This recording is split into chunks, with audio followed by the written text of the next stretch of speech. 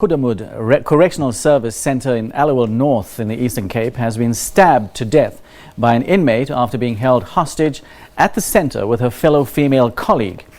Police spokesperson Motantshi Makhele says the inmate, who was serving a life sentence, was performing cleaning duties and allegedly forced both officials into an office where he locked himself in with them. For more on the story, we're now joined on the line by Police and Prison Civil Rights Union POPCRU spokesperson Richard Mamabolo. Good afternoon, Richard, and thank you for joining us. Thank you. When and how did this hostage situation unfold? Well, the incident took place in Free State, actually, not in the Eastern Cape, at a correctional center where at around 3:30 yesterday afternoon, an inmate held hostage two correctional officials who happened to both be female.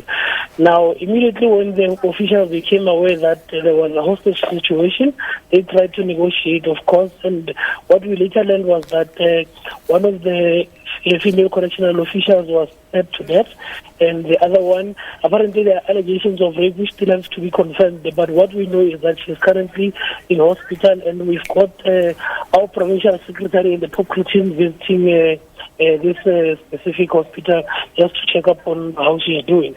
So we obviously heard as well that the inmate has been rearrested, and we think that the all-female officers today were released this morning for counseling, and we hope that they'll be back to work as soon as possible.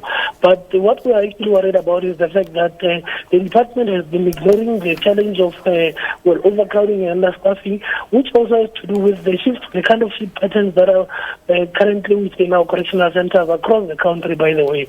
So it happens that through these shift patterns, you've got a smaller number of correctional officials working over weekends, whilst during the week they've got an improved number. But that still does not cover for the shortages of officials that we do have across our centers.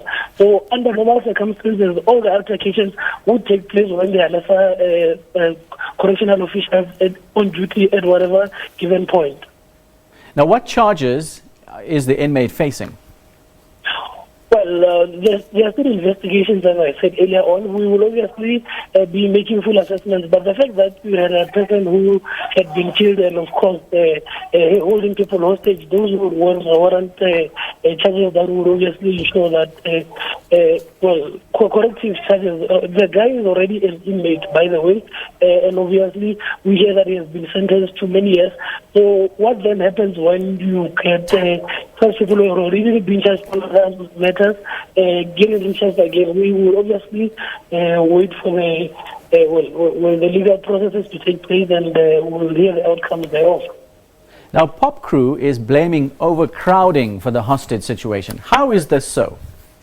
Look, we have always said to the department, over the years there has been a number of resignations from the department because the department does not operate according to its policies. You know, the ratio of inmates and officials should obviously be considered in ensuring that the number of correctional officials can handle the number of inmates. This has been going on for years where we've had a lot of altercations. And again, the shift pattern as well. We have always said that normally altercations take place during weekends. And then the department, we have obviously also agreed that we need to both engage on the matter. But the department has not done anything for the past years. That is why we keep on having recurring incidents, altercations within our correctional centers. So nothing has been happening really, and we cannot sit back and just say because the department will not take what we're saying seriously, therefore things must continue as they are. Now, Richard, just how safe are prison warders or prison staff in prison? I mean, prisons are meant to be maximum security locations. Do prisons have security measures in place to protect their warders? There are no security measures that can protect warders. The first and the main thing really is that the number of inmates increase on a daily basis as compared to the number of officials, which keeps declining, can never obviously be sufficient to deal with. Again, Richard, going forward, what can be done to avoid such situations in prisons? We need the department to commit to getting more, to increase their staff complement.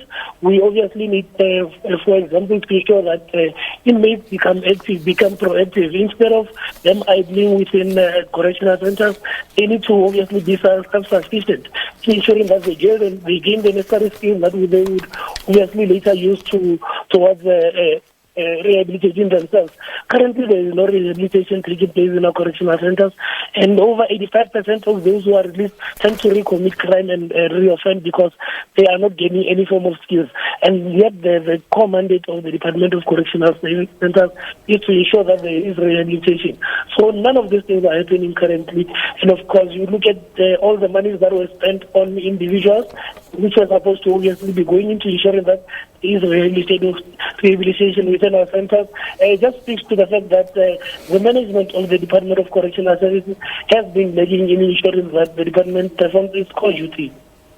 Well, thank you very much indeed for your insight. That was POPCRU spokesperson Richard Mamabolo.